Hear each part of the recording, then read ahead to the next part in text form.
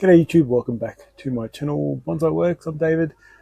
I've got this topic I want to discuss today because I always talk about it in my styling videos and demonstrations when I go out there in the community, and that is I get questions on how to maintain junipers and how to keep them styled, not necessarily how you restyle them and all that kind of stuff, but really how do you control the growth and build the pads and so on. I get a lot of those questions. So this is about how I maintain a tree, so getting it back into shape. Now this one I restyled a couple of years ago probably, and it's currently in winter now in Melbourne.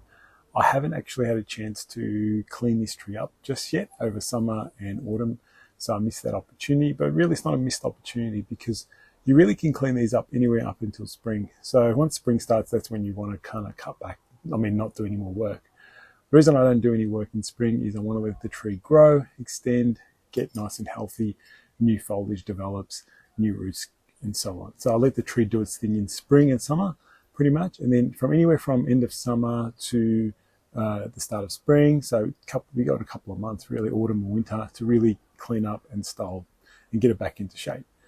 So that's what I'm going to do today. I'm going to take you through a bit more detailed work on what I do to maintain this tree. It's quite an advanced tree. It's quite large.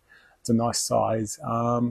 The pads are all kind of established. So now just making sure you maintain those pads and getting them cleaned up. And I'll take you through that process.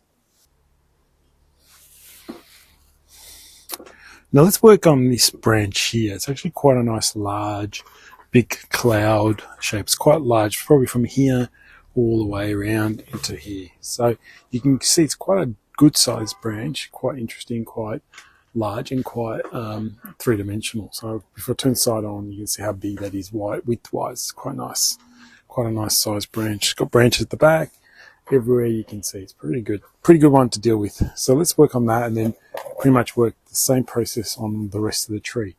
Now I always try to start going from one way all the way to the other. And I always start at the base. So I always have to start at the bottom and have a look. Are my branches kind of in the right place? Are my lowest ones in the right place? So I just play around, feel around for where the wire is and just try to adjust. And then I'll start to remove anything growing down and I just pluck that off. I'm totally removing the actual branchlet. I'm trying to explain that. I'm not pinching, I'm plucking the whole branchlet off to try and bring it back into shape. Anything that's going down, I'm trying to remove totally. So that's the first part of the process. So I do that all the way around the tree.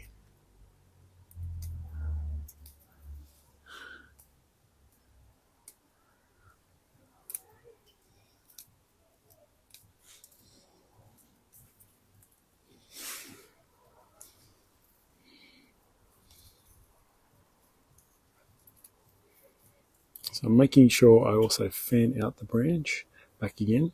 Sometimes it could bounce back. Just want to make sure it's nice and established first. So get all the branching in the right spot. The good thing is there's wire on this tree. So when it's wire on the tree, you can just put them back into place. So it's really good.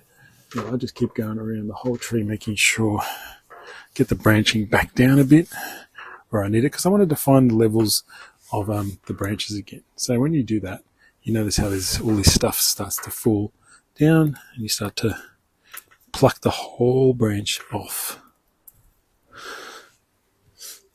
If you see some branches that you go, okay, if I push that back up, it'll be nice back into the cloud silhouette, then do that. So you can adjust everything. But when you do this, a simple process of just cleaning up underneath improves the tree dramatically. So I do the whole thing, do this for the whole way around.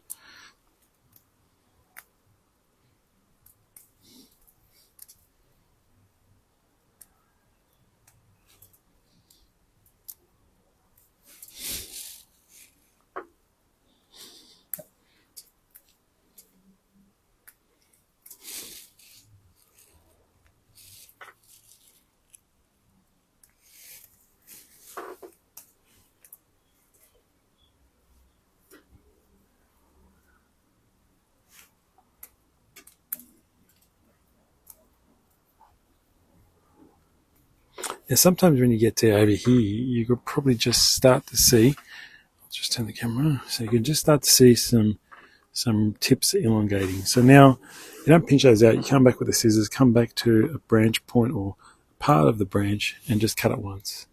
And then what's left is a nice cleaner line, clean a bit of foliage that blends in with the rest of the pad. So you just go back just a little bit and cut those off. You can go up here as well, it's a bit further up. We'll get to the high ones in a minute, but you can see quickly you can establish a nice line back. So here's again another example. Just go through. You only cut it once, and when you cut it once, only that one point is browned off over time.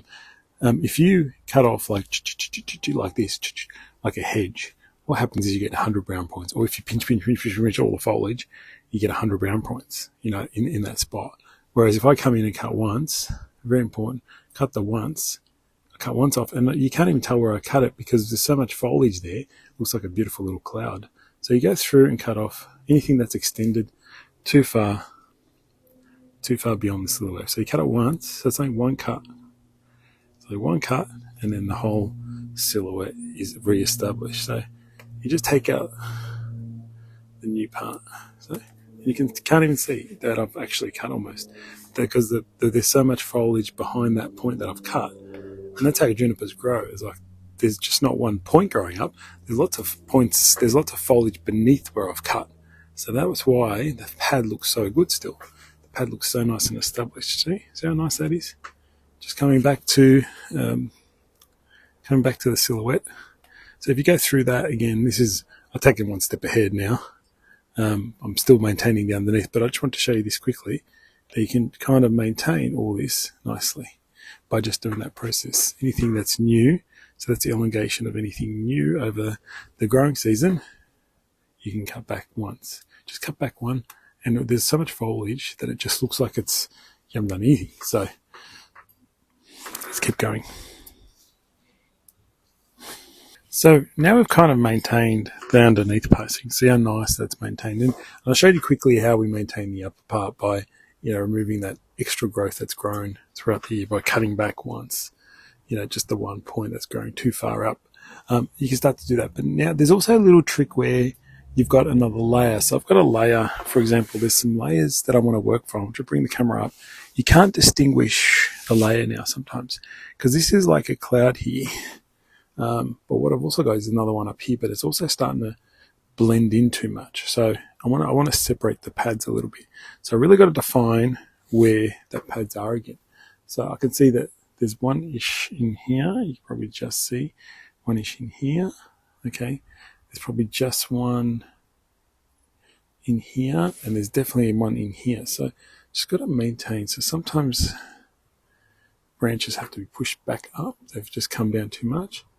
And you've got to pluck also the foliage that's going down.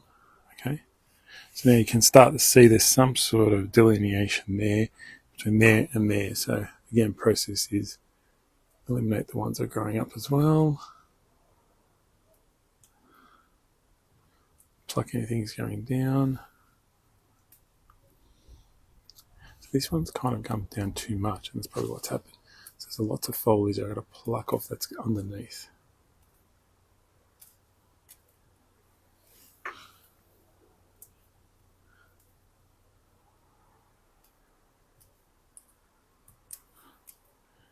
So that's a bit better. Starting to see some sort of now delineation between the two pads. Keep going with anything that's too long.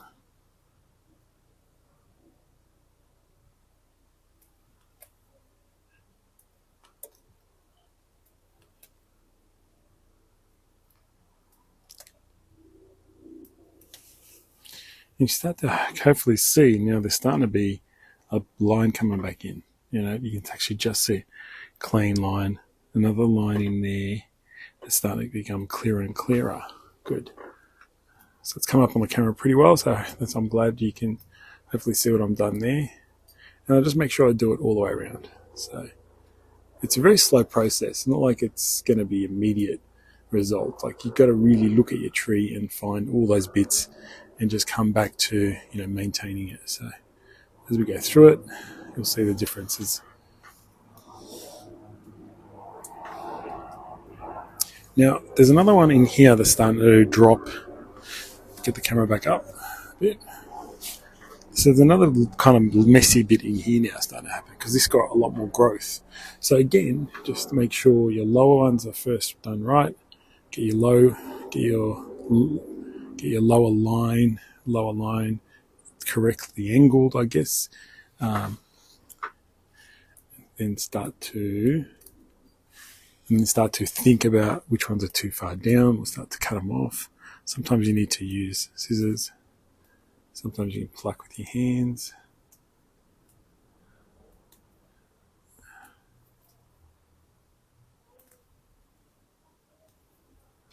So now there's some really long parts. I really got to cut these right back because that's quite long. Okay, so I cut it back, and there's nice tufts of foliage back there. So always the important thing. So I've let that foliage grow for the spring season and summer season.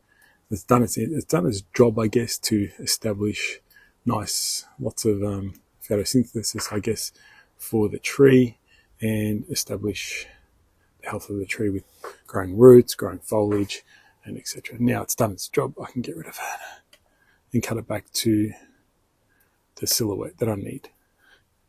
So if this was going into a show in our April May show, I would have actually done this work back then. But because I wasn't going into a show, I didn't do any of the work. So I'll leave it till now to do the work. So that's pretty much it. So if you keep doing that, you really start to establish the lines back again, the silhouette again, and the shape again. So you do need to come back. Sometimes you miss things. So you're slowly starting to see that's shapes coming back into it. You're starting to see the pads coming back into it, line definitions, etc. So that's what you need to do, and that's why I wait until the end of, pretty much start of autumn. In autumn, I start to really want to do this work. So, and it's okay still doing it in obviously winter because the tree's pretty close to dormant at the moment. But in Melbourne, we've got such good growing conditions that sometimes they even grow over winter. So that's okay too. But they don't grow very fast. They just grow very slowly in winter. But there you go. Hopefully you'll see some of that work. Now I'll finish the tree off and you'll see the final result in a minute. So after all that plucking and cleaning up the foliage, just as I showed you with this first branch in here, this one, did the rest of the tree and cleaned it right up, and this is how it looks. It's a very, very formal kind of looking Japanese tree, which I really like. It needs to be in this case for this tree. Shimpaku Juniper, pretty stunning in a Japanese pot that's getting a nice patina. Let me just do a quick spin just to show you. It's pretty good all the way around. A bit of a gap up in the top, but that's just going to fill out over time. But other than that, it's looking really nice from all angles. And it was just a simple process of cleaning up the underneath foliage, cleaning up a lot of stuff that's growing out and up and too strong, and eventually you come back to this. So I'm pretty happy with it. Looks really nice, very, very manicured in a way tree, but very nice tree for me, and I enjoy how it looks. But there's those tips from just simply following those tips, you'll achieve this result. Just a quick close-up. Let's go in just to see how the pads are nice and cleaned up all the way up through. Trying to get a rounded top and apex, and the tree's looking really nice. So I'm pretty happy with it. Hope you guys enjoyed that and picked up some tips, and see you around for more videos. Take care. Bye.